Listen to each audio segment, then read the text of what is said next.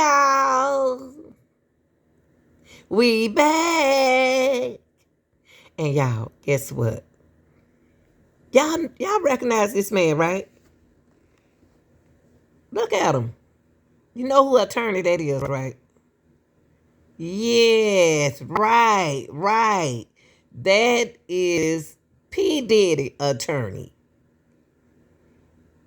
As well as Luigi Mangiones attorney. You remember the little kid, not the kid, the young man that over there and get underlined that United Healthcare CEO? Luigi Ani is in the same prison in New York where P. Diddy and R. Kelly. Yes, y'all. This man is an attorney to all the billionaires. Yes. This is Luigi Mangione, attorney, as well as P. Diddy attorney.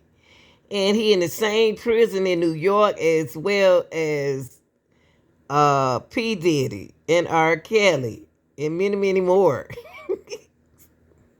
Now, he leaving Pittsburgh. Is it Philadelphia? Let me make sure. Pittsburgh. Is he leaving Pittsburgh prison? He going from one bad prison to another.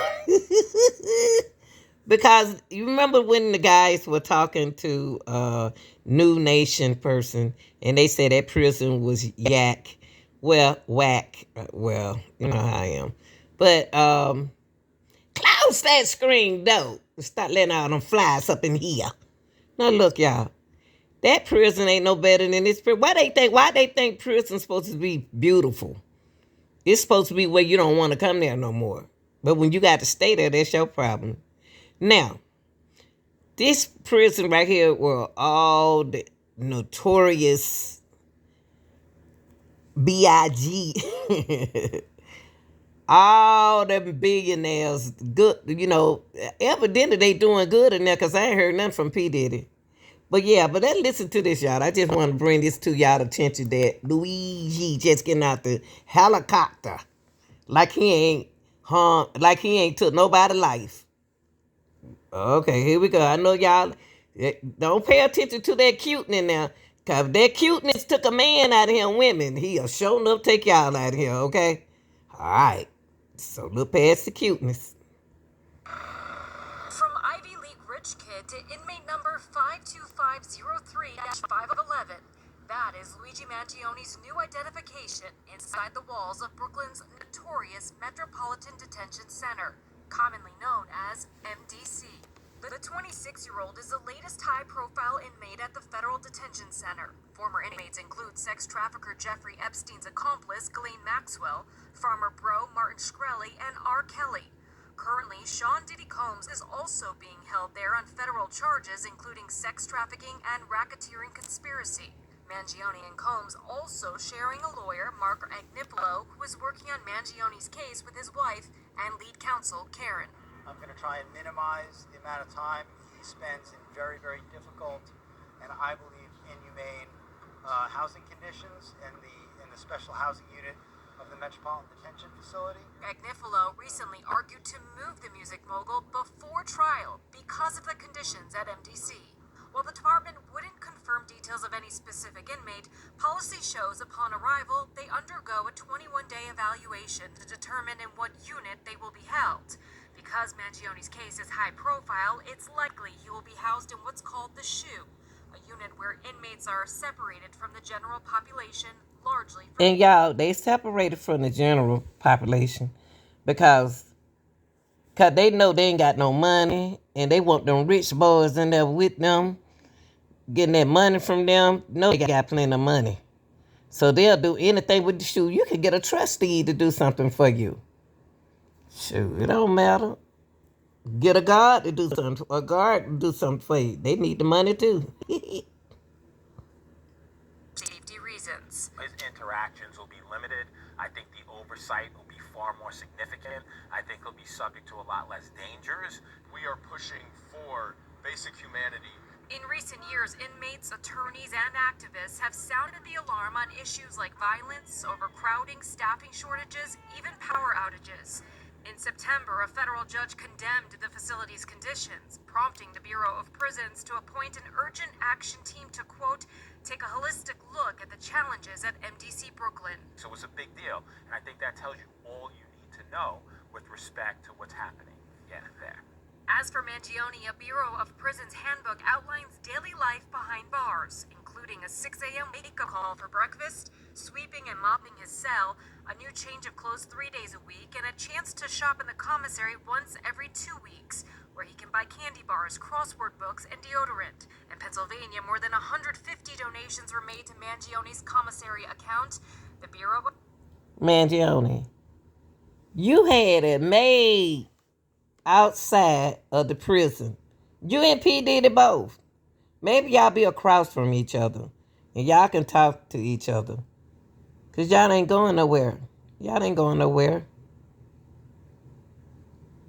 I'm telling y'all, they better watch P. Diddy before he have an underground prison. Prisons won't comment on inmates' accounts. CNN has learned that commissary money that was in Mangione's account in Pennsylvania will be transferred to the Bureau of Prisons for Mangione. Also important to note, his attorneys in court said that they reserve their right to request bail in this case, possibly at a later date. Bryn Gingras, CNN, New York. Joining us now is prison consultant Sam Mangel. Sam is in touch with members of Mangione's legal team and staff attorneys from that detention center, but has not been retained by the defense. Sam, we wanted to make sure everybody was all on the same page there. Nice to have you here with us. I just first want to know from your perspective what it's like in this facility and how Mangione might be treated. So first, thank you for having me back. I've described this facility, and it's kind of called known as a catchphrase, as the worst facility. I mean, it's worse than hell. Where he currently is in a protective custody unit.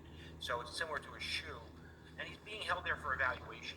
Until they can clear him psychologically, physically, emotionally, they're not going to put him into a general population environment. Even though he won't be in theoretical general population, he'll most likely be on what's called Unit 4H, which is where your high-profile inmates are.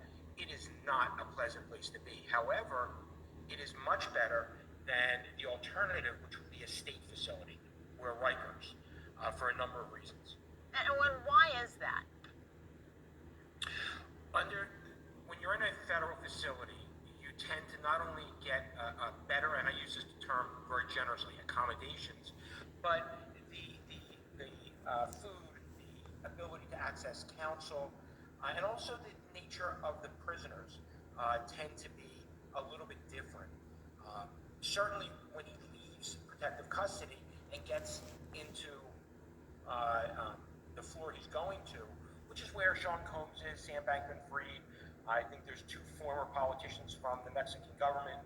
Once he gets there, he will not only be in a safer environment, he'll be allowed out of his cell, probably from 6 in the morning to 9 at night, barring counts. He'll get 3 regular meals, which tend to be much better than state meals. And overall, he will be certainly much safer in an open environment than having to require or need the protective custody of what he might need at a Rikers. I also want to ask you, this case in particular, and we've talked about this on this show as well, just about the public support that we have seen for this man who is accused of killing Brian Thompson, and what that looks like on the internet, and just how high profile, not only high profile, but just how he has gotten so much public support from people. What does that mean, if anything, when you're inside this facility? Does he get letters or phone calls or anything like that, or it doesn't matter at all? Well, certainly people can put money on his account for commissary and for emails. He'll get letters. He might get fan letters.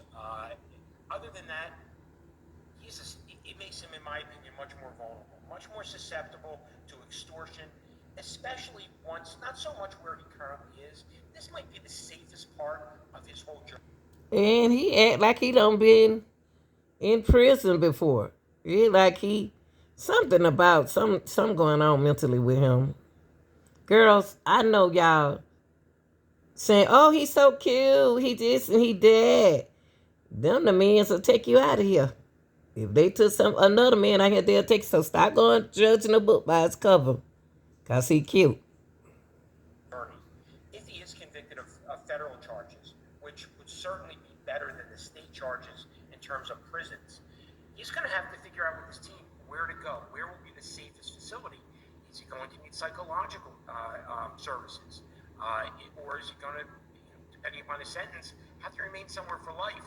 And he will face inmates that are not fans of his, do not care about United Healthcare, usually care about one thing: what can you give me? How much money can your family send me, or else? And it's a very scary predicament that he and his family have to be concerned with going forward. This will be, in my opinion, the All right, saddest God. part of this whole experience, being in Brooklyn MDC. I just wanted y'all to hear this, Again, okay? as I said at the top of Y'all know what? This just me speaking. They gonna have to check on him because I believe mentally he might not be strong enough to handle this. You know. Tell me what y'all think. I'm out.